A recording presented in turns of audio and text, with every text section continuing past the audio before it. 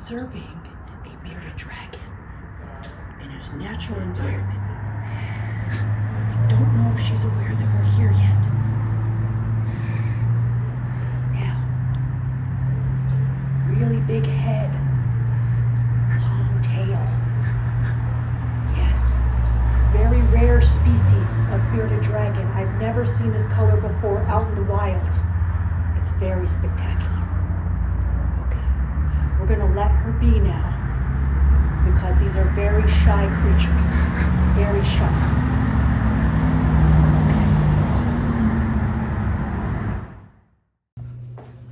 Hi, Johanna Banana here. And Ruby, thank you so much for doing that silly little skit with me. I love animals and I watch a lot of David Attenborough's documentaries, and he gets like really up close and personal with the animals. And I love that. He whispers and gets all up and close and personal. And so I just wanted to do a little spoof on that. So thank you for I don't know, watching my little skit. But this is normally how Ruby is. Check it out. She's all dressed up for this pet episode today with her sundress and matching flower hat. Yes, flower hat. She's so ready. So, this pet episode, I wanted to do another pet episode because I don't go for perfection, all right? Because we spend so much of our time trying to do the right thing and be perfect and take care of business that my show is just about being fun. And so with the first pet episode, I left out some pictures of some people's pets. So sorry. And I left out a really good, I left out my newest addition, Ruby's little brother. I know, Ruby was like, what's up with that? Yeah, I know, I left out Mango Tango, Ruby's new little brother, and tell you the story behind Mango Tango and why I got Mango Tango. So I totally forgot that. But this is what happens when it's real and not scripted and we just do whatever comes to mind. Like I just got home and I'm like, Ruby, let's do a funny, what? It wasn't that bad, Ruby. She's still embarrassed.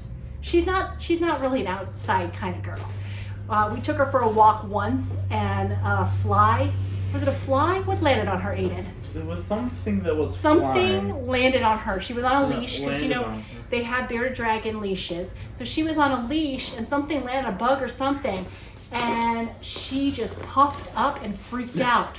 Yeah. So I think because we treat Ruby like she's, I don't know, what do we treat Ruby like? She's a little cat or a toddler. I kind of call her my little toddler because I dress her up and pose her for all these holiday photos and things like that. She's not really an outdoor girl. So thank you, Ruby. Thank you so much for putting up with going outside. And thank you for being so patient and tolerant as we dress you up for every holiday. Yeah. Thank you. Okay, so Aiden was going to his grandmother's and he was going to be gone for several days. And it was the first time that I had to be by myself. Something has developed after my dad passed away. I've been having trouble staying by myself. Being alone is really hard, which is so ironic because I loved being alone. I was an only child. I liked having that time being alone. So I was freaking out when Aiden left, my sidekick. And so I hung out with a friend of mine and we went to a reptile store because I wanted to see animals because that makes me happy, right? When I'm sad, right? Or when you're sad, don't you cling to your pets and your animals? And so I went there and I saw Mango Tango. I saw a leopard gecko. And I suddenly remembered that when I was Aiden's age, 15 or 16, I can't remember which, but when I was 15 or 16, I watched Jack Hanna. For those of you who remember Jack Hanna, I love Jack Hanna. And I watched one of his shows and he had a leopard gecko on there. And I learned all about leopard geckos and I really, really wanted this leopard gecko. And so my dad got me a leopard gecko. It looked a little different. We're going to show a picture of the leopard gecko at the end of this clip. Looked a little different than Mango Tango. They've really changed. But I was going through a I had a tumultuous, I've always been in tumultuous relationships. I don't know what it's ever to be like to be in a healthy relationship. I would like to, hopefully one day I'll be in a healthy relationship and know what that's like. But it was my first relationship. I had my high school boyfriend. It was tumultuous. We were young, you know, the feelings are intense. And so my dad got me a leopard gecko to cheer me up. And we think we've lost our leopard gecko. I know. To cheer me up and to keep my mind off of boys. So when I saw Mango Tango at the store, I thought, I just felt my dad coming back to me and saying that get a gecko. I hate to pick you up like that. Geckos keep you away from boys. Giving me a So heart attack. we're gonna put Gecko. We're gonna put Mango Tango away because he's not like Ruby. He just wants to go. Hi. Yeah. Okay, Mango, you need to go. Can you put Mango back? We're gonna put Mango back, and I'm gonna. I need to get him into a right spot. Don't pick him up. He's gonna poop on you again. No. Okay. I will actually. While he's on the shoulder, I will tell you about my Just gecko. keep talking. I'll figure it out. So my gecko, we named her Salome. Where is he? He's right here, and I used to keep her on my shoulder. Okay. So geckos live about 18 to 20 years. So of course I still had Salome when I met my first husband and was getting married. And so I had Salome, my gecko, when I was engaged to my first husband. We were living together, and I used to keep Salome on my shoulder. She was kind of like Ruby. I could take her everywhere with me. I don't think we'll ever be able to do that with Mango, but so I had her on my shoulder like how Aiden had Mango on his shoulder. And I was in my kitchen, okay? I was in my kitchen, and all of a sudden Salome lost grip from my shoulder, and I'm standing in the kitchen, and your kitchen it was a hard tile floor, and she fell. My leopard gecko Salome, the one that my dad got me in high school to stay away from the boys, fell right on her back and went, ah! I was traumatized. I was crying, I was screaming. I thought she was dead. I didn't know what to do. My first husband didn't know what to do with me because I was an emotional basket case and didn't know how to deal with me. So I had to call my dad. Obviously, he was my go-to person, always was. You know, even though I was engaged, right? He couldn't deal with me. I'm emotional, I'm crying. He couldn't calm me down. So my dad ended up coming to pick me up. We put Salome, who could barely walk, we put Salome in a box, and we took her to an emergency reptile. I lived in the Bay Area, okay, at the time. And so we had like a reptile after hours. I think it was the weekend or whatever. Anyways, my dad found a reptile vet after hours that we went to. And I was crying. I still remember I was crying. My dad was driving. I had Salome in the shoebox. I'm sobbing. And I was just so upset. And so we took Salome to the reptile emergency vet. And they said it didn't look good, but they were going to observe her overnight. And so I had to leave her there overnight. And so my dad drove me back home to my fiance. And at that point, we were driving back home, my dad said, look, I don't have a good feeling about him. And this is my first husband. He says, I don't have a good feeling about him. And he's right. I mean, my fiance should have been driving me to take my gecko to the after hours vet. Not my dad, but he couldn't deal with me, and he didn't want to spend the money and drive me there. So my dad did it. And he begged me. My dad didn't beg me, but my dad said, seriously think about marrying this guy. Seriously think about it. And I did. And I married him anyways. And divorced him a year later. Yeah, my dad was right. My dad could always see the writing on the wall, but he would let me go through it and then be there for me, you know, when it fell apart. Yeah, that was my dad.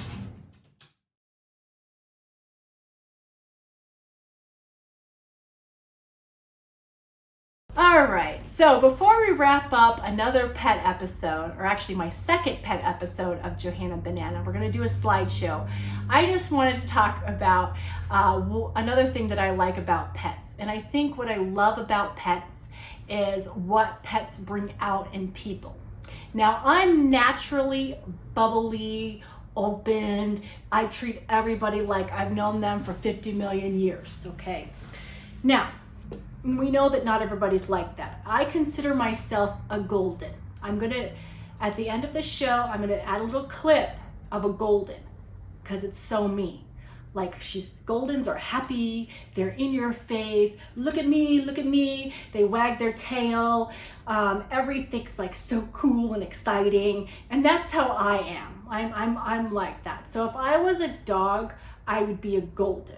Now, people, can be like that with dogs, okay? I'll see like the biggest, burliest guy, right? He's covered in tattoos, he'll be packing a gun, hip holster gun, and he'll come in, and the minute he sees his dog, he's a completely different person. Oh, there's my little girl. Hi, come here, girl. Oh, was she a good girl? Completely different demeanor, and that's what I love. I love watching my coworkers when they're working with pets, because everybody has their own style, okay? I kind of treat pets and dogs like I'll talk to them like I talk to everybody else, like they're my best friend. When they come in, I'll say, hello, how are you? Haven't seen you in a while. Come on in, let's go to the tub. That's how, because I honestly, if I had my own world, animals would talk. Like, I love that movie Zootopia, where the animals were just, on their phone. One, I think, was a con artist. I love that because that's kind of how I see pets, kind of like people, and I will talk to them like people. Now, LB, we all know LB, good friend of mine, love her. When she's working with dogs, she'll see them over there and she's like, I see you over there. So she has her own kind of dialogue. Another thing that LB does that I love is we tag team dogs when they're getting their nails done. And I always ask LB to sing the Lollipop song to nervous dogs, okay? So she will sing the Shirley Temple Lollipop song. Yes, she will. She will do that. She will sing the good ship lollipop, and it just cracks me up every time. So if I'm having issues, I'll say assistance, I do the lollipop song, stat, and LB will be right there with the lollipop song, and I love that. Now, SB and JY are awesome when they do nail trims. They are like the best team when it comes to nail trims, because they have a ton of experience, and they both talk to the dogs like you're potty training a toddler. Okay, it's so hilarious and cute, and it makes the dogs feel really well. So what they do is they'll do one nail. Oh, good job. Like when your kid finally goes potty, you're a big boy now, you went potty, yay! That's what they do, and I love it every time.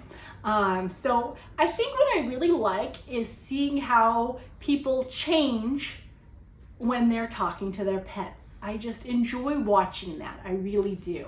And it's just incredible. Now, JY has horses, and I don't know anything about horses, so I'm always asking her about horses. She has 3 horses. One is Raincheck, and he's a warm-blooded horse. You're gonna see a photo of him. And he is famous. He's won some ribbons, he's been in shows, he does what's called hunter jumping, and I guess you don't jump as high, it's more controlled. And then she has a baby named Winnie, which is kind of like a draft horse mix, like you see on those big commercials. So yeah, and she's young still, only a couple years old. And then she has an older horse, Woody. And so we're going to show the pictures of them. I'm so sorry that I left them off the last episode, but like I said, my show's unscripted. I kind of just, hey, I feel like shooting an episode, let's make an episode kind of thing. So I will be making several pet episodes because I always have a lot of pet stories, and I love pets. I love pets. I love animals. Some people call me Anime Clampett because I love them critters, and I do. I really do. So there will be several pet episodes. We have my producer, director, Aiden over here checking to make sure that I'm not talking way too much, blah, blah, blah. Okay, I'm wrapping it up. Okay, so I know, I'm so sorry. Like, some of these episodes are so long, and I keep trying to wrap it up because I'm like, God. Anyhow, thank you again for watching an episode of Johanna Banana, another episode, the second pet episode. We're not in double digits with the pet episodes, but we probably will be because I love pets so much. Anyways, thank you all for watching, and also let's pray for Ukraine, okay? This is just, oh my gosh. Oh, the whole thing is very upsetting, and I'm kind of relieved that my dad's not seeing this, because he would really be chomping at the bit right now. But anyways, let's keep Ukraine in our prayers. Thank God for them fighting back. That's amazing. And yes, thank you for watching Johanna Banana.